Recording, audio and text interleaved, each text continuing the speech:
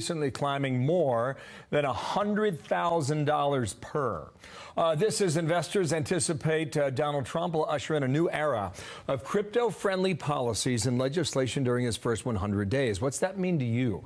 Chris Giancarlo is the former chairman of the Commodity Futures Trading Commission under Donald Trump. Good morning to you. Thanks for coming in here.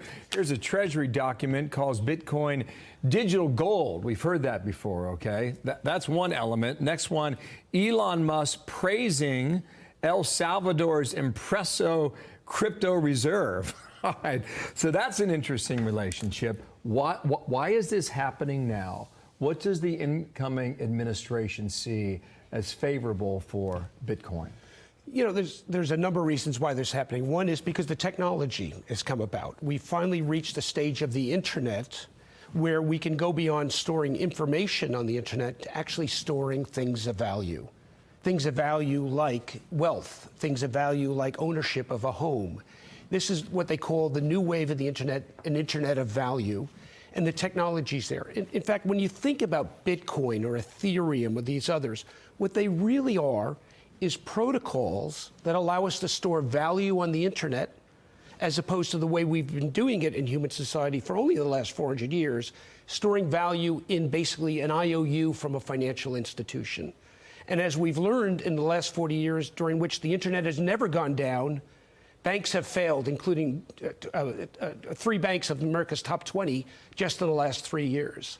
So moving value storage on the internet is an idea whose time has come. Okay, you got that? Kind of. I'm going to ask you this. So on call for number 4, this is the number of crypto millionaires that's been surging. Okay, so I think one of the things that happens, and you had a good question to him initially, which is, what does it mean for you? Because when most people are thinking about themselves, like, well, I don't understand this stuff, so I don't know how to invest in it.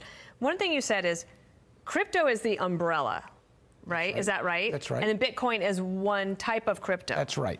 And there are lots of different types of crypto. Exactly. So what's a good crypto and what's a bad crypto? How do you know? Right. So just as there's multiple protocols for storing information, there's HTML, HTTP. They all do different things. Some are good for website establishment. Some are good for email. In a similar way, different cryptos allow you to store different values. Bitcoin, which is the most widely known and has had the most spectacular success, might be the equivalent, as you said, Bill, to digital gold. In the previous world, the analog world, what cash was to gold, in the digital world, digital money may be to Bitcoin. Let me give you another example. We live in a time where 1 out of every $4 has been printed in the last 5 years.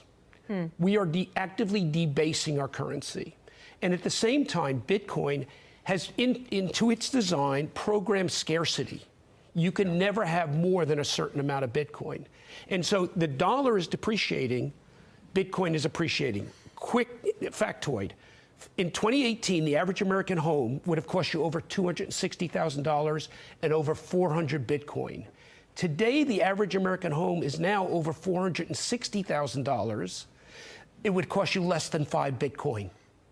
What's been the better investment over the last 5 years, Bitcoin or dollars? I mentioned the tweet from Elon Musk. The reason he did that is because the government El Salvador, tiny little Central American country, they embrace crypto. Yes. I think it was 2 years ago, I believe now. So they've got 24 months of a track record. Has it worked for them? Well, I don't know exactly the price, but 2 years ago, Bitcoin would have been less than $30,000 a Bitcoin.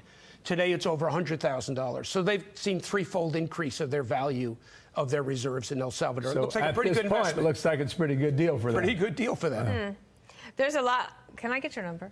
Okay, I have 20,000 questions. We don't have enough time. And I am interested because I also feel like on the technology side of it, setting aside the money and getting rich and all that, but on the technology side, like if my uncle gets a new car and he's waiting for the title, the technology could make that fast. Instantaneous. Right, that's and the point. Accessible by any time, anywhere with a computer. Okay.